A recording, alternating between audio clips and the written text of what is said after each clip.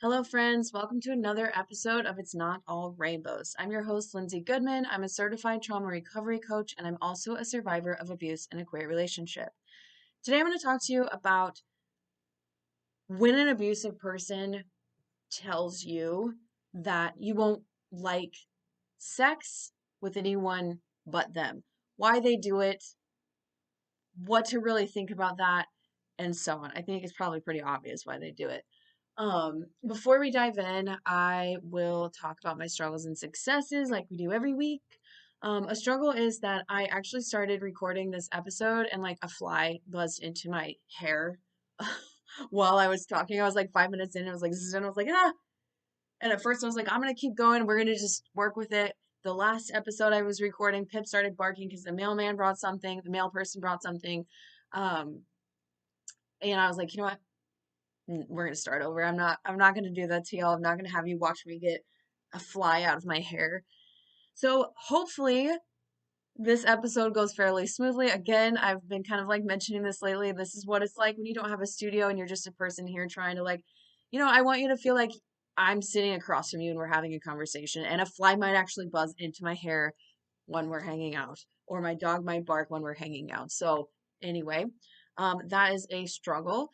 A success is that it's sunny out today. I know myself, I know a lot of you probably also struggle with like seasonal depression. I get in a real funk every single winter, especially living here in the Pacific Northwest. I really should start like usually if you've been following me for a while, I do like a really awesome summer trip with my son. I should really be doing that in the winter and we should be heading somewhere warm because it's yucky. And so I'm very thankful for the sun today. It's not really my success, it's the weather's success. So good job, but I'm gonna take it. We're gonna roll with it, and I hope that you're having some nice sunny days as well. Okay, so an abusive person may tell you that you only like sex with them, disregarding the fact that you've probably had other partners before them. And just to give a little context, I am going to talk about some queer aspects of this because I am queer. If you don't know that, I guess I said at the start of this episode, my intro. Um, when I met my abuser, I was in a committed relationship with a man. And I had dated women before I met my ex-husband. So it wasn't my first time in a queer relationship.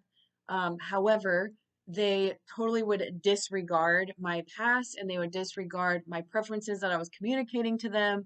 They would disregard all of that stuff and say, if you want to have sex with another woman, you are not going to like it. You only like what I do and how I do things. And I've been out for 2.5 years now, and I don't really date women, but I exclusively hang out with women. Or I should say I haven't been dating, but like it's been 2.5 years, like I've met people, right? Um, I would never say that I only would like what that person could do. Um, Even like before they came along, I wouldn't be like, yeah, no, never have I ever had a good experience. This is the only one that I've ever enjoyed. That's wild.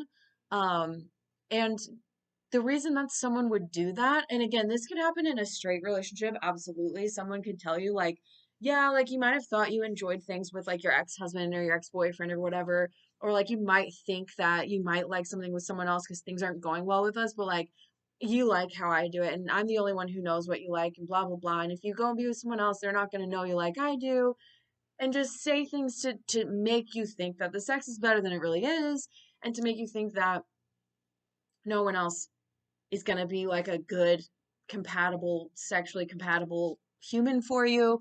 And they might also say things about you and how you have sex and your preferences or your body that might make you feel like, okay, besides the fact that I might not like what another person does because, like, this person's the best, quote unquote, there might not be someone who is willing to stoop to have sex with me because my partner's telling me I'm so horrible. For example, again, they might complain about your body parts, the size of your body, anything like that to make you feel self-conscious. There's more, but I don't want to get too detailed. They might complain about how you do things or how you don't do things. Well, you never do this, so no one's going to put up with that. Or you do this and that's weird. And I don't, other people won't like that, which that's not true, y'all. There's a lot of people in this world with a lot of different preferences or, an open mind, willing to try things with you. Like, not everyone's going to be compatible, but like, we're not all the same. And there's not just one person in this world who's like, yeah, cool. I like that too. Whatever. Um, and they might make you feel like you take too long to finish up, or you don't do enough of this or that, like you don't move enough, you don't make enough sound, you don't like whatever. And you know what? If that's true and you're with an abusive person, it probably makes sense that you're not moving enough or making enough sounds or blah blah blah for them because one, first of all, this isn't PORN, okay? Not everyone's gonna I'm getting really into this like details here. Not everyone's gonna act like they do in the videos. Um, and two, you're probably highly uncomfortable and in your head and unable to relax and either like acting when you're having relations with them, or you're just like a frozen little deer in the headlights because you're not comfortable. If you're comfortable with someone and you're able to like let loose and be yourself and just feel things and experience things and follow your intuition and stuff, you're good, right? But when you're with an abusive person, they might actually have something to complain about. But at the end of the day, why are you uncomfortable? What's gotten into your head? They have. They have made you feel this, this, and this because they've been telling you that the whole time, right? So, anyway, why do they do that? Why do they tell you that? Well, it's for control.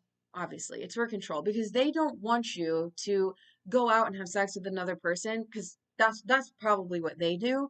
Not all abusive people are gonna cheat, but a lot of them do. A lot of people have people on the back burner. A lot of them have people on the front burner. They're dipping back into people they've been with in the past. They're looking for someone else to come along, and they will go and they'll cheat on you and they'll have sex with you, right? Abusive people often have sex with them. Abusive people often tell on themselves. So they're thinking you're going to do the same. I'm not faithful, so you're not faithful either. So how do I get ahead of that? How do I make it so only I can cheat and you can't? Well, I'm going to make you feel like crap. I'm going to make you feel like no one else is going to like the things that you like, or no one else will touch you like I do, or whatever. I'm just going to make sure you stay right here. For me, with the queer element, and especially for someone who came out later in life, although, like I said, I've been with other queer people before I was, my abuser liked to act like they were the first queer person I ever came across, and they wanted me to seem like a straight person, so that worked for them. But there's that added layer of, we don't have much other experience besides me. You're, I'm gonna just say it, you're only queer for me. And that's super toxic and that's not okay. Like, you do not know another person's attraction. You do not know another person's like sexuality unless they're explicitly telling you, which like you're probably not listening anyway if this is the kind of person you are. So like it's not your place to tell someone that. And like the you're only gay for me thing is like super toxic. And I know, like, I'm just gonna say it. There's like a certain type of queer person, and it's very much not everyone. It's a pool of people who specifically target quote unquote straight people. They want to be dating someone who seems straight or acts straight or was quote unquote straight. Um, they want to be seen with someone like that. So they're gonna drive that home too. Like, you're only queer for me. You only like what I like. You're not gonna like any other queer person. And again, I'm gonna tell you right now, I have been away from that person for 2.5 years. Um, I am not only queer for them, I am a queer person. I don't just like the way they did things. In fact, again, I said this in the other episode, and I'm not here to like trash talk like, well, my ex never this, or my ex whatever. I'm not gonna talk about that.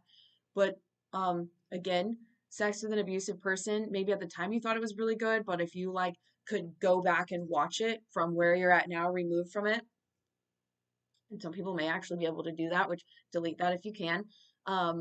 Delete that if you have that. Um, you might see that it's actually very robotic and it's very just like, it's not the connection that you thought it was. Let's put it that way. Um, so yeah, this is just done to control you. This is done to keep you small. This is done to keep you from exploring. And I think that it's very important for us as humans to explore ourselves, our bodies, other people's bodies. I'm not saying like everybody else's bodies, but when you have a partner, mutual conversation, consent, exploring, rather than having someone else be like, this is what you can and can't do. This is what we can and can't do. This is how it's going to be done. It's going to be on my terms every time. And if you think outside of that box, you're wrong. That's not okay. That's very controlling behavior. It's incorrect. Okay, maybe once in a blue moon, that's actually true. Maybe, I mean, I have heard of people who will get in a queer relationship and they date that person and it was actually cool and good. And then they go back to dating men because that wasn't actually their preference or they just like that person. I'm not saying they aren't queer. Like, it's really however you identify. I'm not saying, like, oh, they canceled it out. They canceled their subscription, so they're not queer anymore. But, like, it can happen where you're like, no, I really just, like, maybe you're looking back in your life and you're like, just had one relationship that was queer and that was it. And just that one person, I just was like, whoa, I'm really into you. But then I wasn't that interested in that many other queer connections. And that's fine and that's real. But, like, that's your journey and that's your exploration in your life, and to have someone else tell you this is what you like, this is what you don't like, this is what you do, this is what you don't do is not okay, and that's weird. So I don't want to say like don't tolerate that behavior because when you're in an abusive relationship, you're not being like, oh, it's okay. You're rationalizing it because they've rationalized it for you. You're trying to understand their behavior and make sense of it because you don't think that way, so you're trying to take them from the like this person's probably abusive, possibly abusive category and be like, nope, there's no way. There's no way. And it's just how our brains work. You're not doing it on purpose. It's not because you're an idiot. It's not because whatever. It's because you're being abused. And this is what happens when you're abused. So again, I'm not saying don't tolerate that behavior, but please be aware that it's not okay. That it very well can be abusive. I mean, it is abusive. It's emotional abuse. It's controlling behavior, it's gaslighting. It's really not okay. So if someone is doing this to you, saying this to you, and again, I'll give you an example. If someone does say that to you, kind of in a laughing way, like maybe you are newly out and or you just got together, and if it's a straight couple, because I try to be inclusive here, and the one person is like kind of just says something like, "Oh, I bet you've never like this is the best you've ever had," and like no one else is. Maybe that is true, but you can just kind of be like, I mean, I really enjoy this and yeah, it is really good, but like realistically, like maybe not in the moment, but like realistically, you know that like you can be compatible with more than one person, right? Like again, you don't have to say that, but just knowing that that person is knows that like we're all human and like life doesn't work that way. But if this person is so serious and they're just constantly telling you who you are, and again, I know this is very specific about sex, but this goes across the board, mega red flag. Um, Again, nobody else is in your head. Nobody else can know what you have liked and haven't liked, except when you're explicitly telling them. But again, like